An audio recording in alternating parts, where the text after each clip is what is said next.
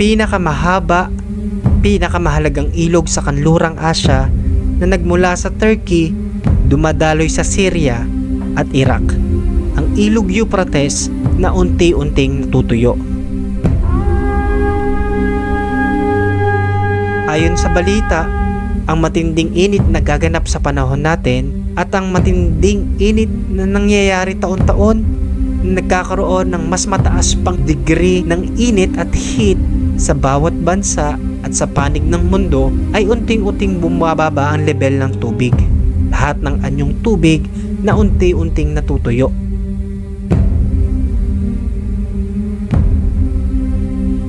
Milyong-milyong tao ang maapektuhan at naapektuhan sa matinding pagbaba ng mga anyong tubig sa buong mundo.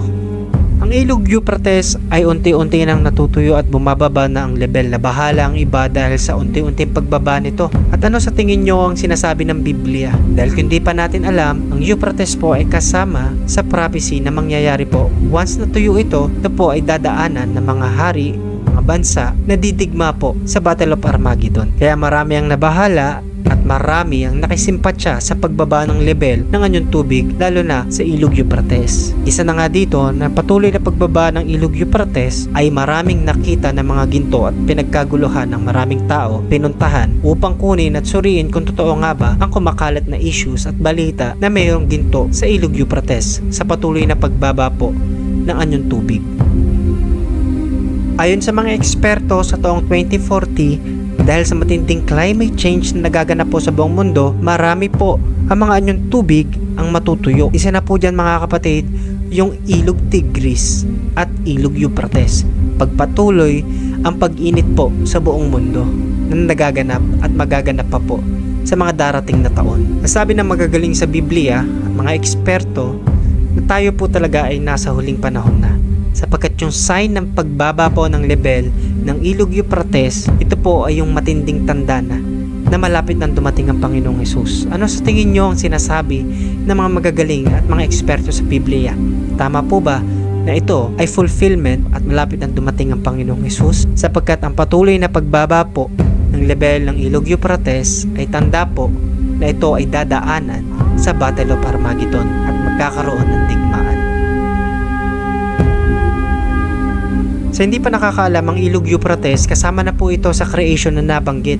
Tigris, ang ilog Euphrates, at sa oras pong ito ay nag-i-exist pa rin ang mga ilog nito at napakahalaga po nito. Kaya marami po ang nabahala na ito ay bumababa na sapagkat marami pong sinusuplayan ang ilog na ito. At sabi ng Genesis, ang ilog Euphrates ay nasa paglikha na po. Genesis chapter 2 verse 10 hanggang 14, sa Eden ay may ilog na dumadaloy na siyang nagbibigay ng tubig sa halamanan. Nagsanga-sanga ito sa 4 na ilog. Ang pangalan ng unang ilog ay Pishon. Dumadaloy ito sa buong lupain ng Havilah kung saan mayroong ginto. Sa lugar na iyon, makikita ang purong ginto, ang mamahaling pabango na bdellium at ang mamahaling bato na onyx. Ang pangalan ng ikalawang ilog ay Gihon. Dumadaloy ito sa buong lupain ng Cush. Ang pangalan ng ikatlong ilog ay Tigris.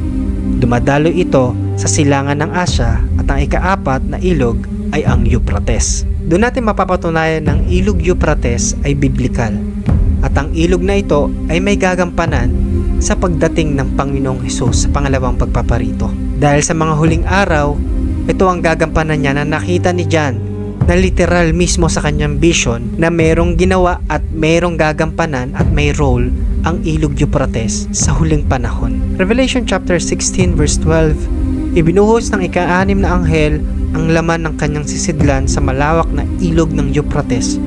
Natuyo ang ilog upang makadaan doon ang hari mula sa silangan. Unti-unting pagbaba ng level ng tubig ng ilog Euphrates, matinding init na nagaganap taon-taon, maraming naapektuhan, nahihirapan na tao. Ito nga ba ay sign na malapit na tayo sa tribulation? Dahil may role ang ilog Euphrates. After tribulation, magkakaroon ng matinding digmaan na tinatawag the Battle of Armageddon. Dadaanan ito ng hari. Matutuyo po ang ilog Euphrates at madadaanan ito. Pagkatapos nakita kong bumukas ang langit at doon ay lumitaw ang isang puting kabayo. Tapat at totoo ang tawag sa nakasakay dito at makatarungan siyang humahatol at nakikipagdigma. Kaya tatangis ng lahat ng makakakita sa Panginoong Hesus sa kanyang pangalawang pagparito. Makikita nila ang anak ng tao na dumarating sa mga ulap ng langit na may kapangyarihan at dakilang kaluwalhatian. At dito magaganap ang digmaan sa pamagitan ng Panginoong Hesus at ng Satanas. Ibubulid sa impyerno ang Antikristo at ang huwad na propeta at sila po ay matatalo ng Panginoon.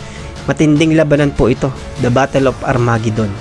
At pagkatapos po nun, matatalo ang Satanas at siya igagapos sa loob ng 1,000 taon. At maghahari ang Panginoong Hesus kasama ng mga naligtas dito po sa lupa sa loob ng 1,000 taon.